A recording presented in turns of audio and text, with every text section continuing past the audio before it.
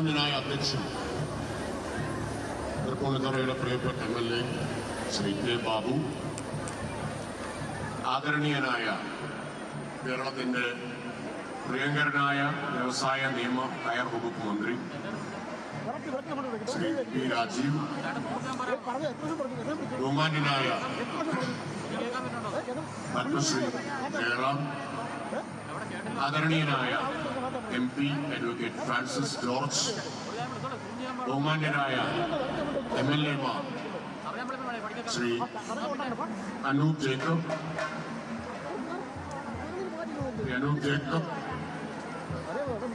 Collector Shrimati G Priyanka IAS, പ്രിയപ്പെട്ട ശ്രീ രമേശ് പിഷാരടി തുടങ്ങി ബഹുമാന്യയായ നഗരസഭാ ചെയർപേഴ്സൺ ശ്രീമതി രമാ സന്തോഷ് തുടങ്ങി വേദിയിലും സദസ്സിലുമുള്ള ബഹുമാന്യരെ, പ്രിയപ്പെട്ടവരെ, ആദ്യമായി എല്ലാവർക്കും ഹൃദയം നിറഞ്ഞ അത്താശംസകളും ഓണാശംസകളും അറിയിക്കാൻ ഈ അവസരം വിനിയോഗിക്കുകയാണ്. ഇവിടെ ബഹുമാന്യനായ അധ്യക്ഷൻ പറഞ്ഞതുപോലെ ഞാൻ ആദ്യമായിട്ടാണ് ഈ പരിപാടിയിൽ പങ്കെടുക്കുന്നത്. ടെലിവിഷനിലും പത്രത്തിലും മാത്രമാണ് ഇതിനു മുമ്പ് കണ്ടിട്ടുള്ളത്.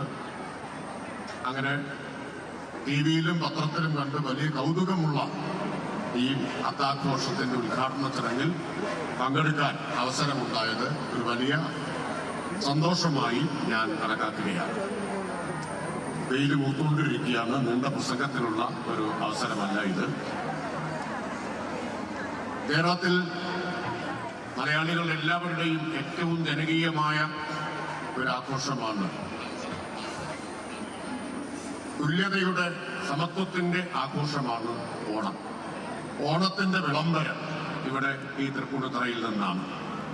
അത്താഘോഷത്തോടെ, അത്തച്ചമയ ഘോഷയാത്രയോടെ ഓണം വരവായി എന്ന് തൃപ്പൂണിത്തുറ കേരളത്തെ മുഴുവൻ അറിയിക്കുകയാണ്.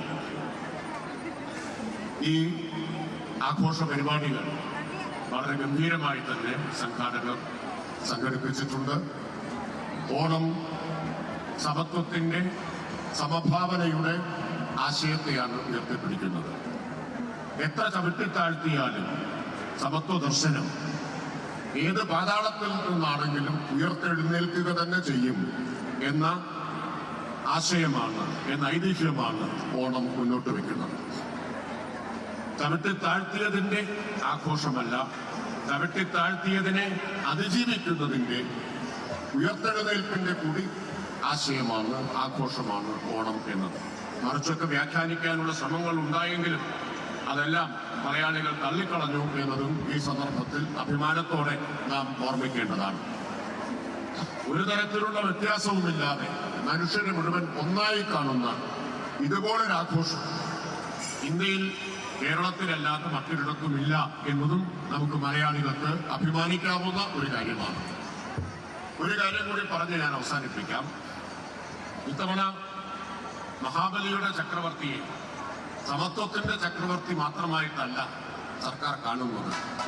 ഇപ്രാവശ്യം മഹാബലി ചക്രവർത്തിയെ വൃത്തിയുടെ ചക്രവർത്തിയായിട്ട് കൂടിയാണ് സർക്കാർ കാണുന്നത്. വൃത്തിയുടെ ചക്രവർത്തിയായി മഹാബലിയെ അവതരിപ്പിക്കുന്ന ലോഗോ, ഹരിത ഓണം എന്ന ആശയത്തെ മുൻനിർത്തിയുള്ള ലോഗോ കേരളത്തിന്റെ ബഹുമാന്യനായ മുഖ്യമന്ത്രിയാണ് പ്രകാശനം ചെയ്തത്. ഓണാഘോഷങ്ങൾ മുഴുവൻ ഹരിത ചട്ടം പാലിച്ചുകൊണ്ട്, പരിസര മലിനീകരണത്തിന് ഇടയാക്കാതെ, പ്ലാസ്റ്റിക്കിനെ നിശേഷം ഒഴിവാക്കിക്കൊണ്ട് നടത്തുന്നതിന്റെ കൂടി വിളംബരമായി ഈ ഓണാഘോഷം, തൃപ്പൂണിത്തുറയിൽ അത്താഘോഷം മാറണം എന്ന് ഞാൻ അഭ്യർത്ഥിക്കുകയാണ്. ഞാനിവിടെ വന്നപ്പോൾ സൂക്ഷ്മമായിട്ടൊക്കെ നോക്കി. പൊതുവിൽ സംഘാടകർ അക്കാര്യങ്ങളെല്ലാം ശ്രദ്ധിച്ചിട്ടുണ്ട്. എങ്കിലും ഒരു സൂക്ഷ്മത കുറവ് ശ്രദ്ധയിൽപ്പെട്ടിട്ടുണ്ട്. നിശേഷം പ്ലാസ്റ്റിക്കിനെ ഒഴിവാക്കുന്നതിനൊരു സൂക്ഷ്മതക്കുറവ് ഉണ്ടായിട്ടുണ്ട്.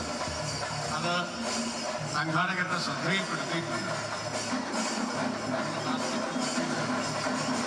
MLA അതെന്താണെന്ന് നന്നായിട്ട് ആകാംക്ഷയോടെ നോക്കുന്നുണ്ട്. അതുകൊണ്ടാണ് ഞാൻ പറഞ്ഞത് 2 പ്ലാസ്റ്റിക് കുപ്പികളോട് വെച്ചിട്ടുണ്ട്. അതുകൂടി ഒഴിവാക്കേണ്ടതായിരുന്നു. മാലിന്യമുക്ത നവകേരളം എന്ന് പറയുമ്പോൾ പ്ലാസ്റ്റിക് പൂർണ്ണമായിട്ട് നമുക്ക് ഒഴിവാക്കണം. ഇപ്രാവശ്യം പ്രാവശ്യത്തെ ഓണം കേരളത്തിലാകെ ഹരിത ഓണമായിട്ടാണ് ആഘോഷിക്കേണ്ടത്. ഹരിത ഓണത്തിന്റെ മികച്ച മാതൃക ഇവിടെ നിന്ന് തന്നെ നമുക്ക് സൃഷ്ടിക്കാം.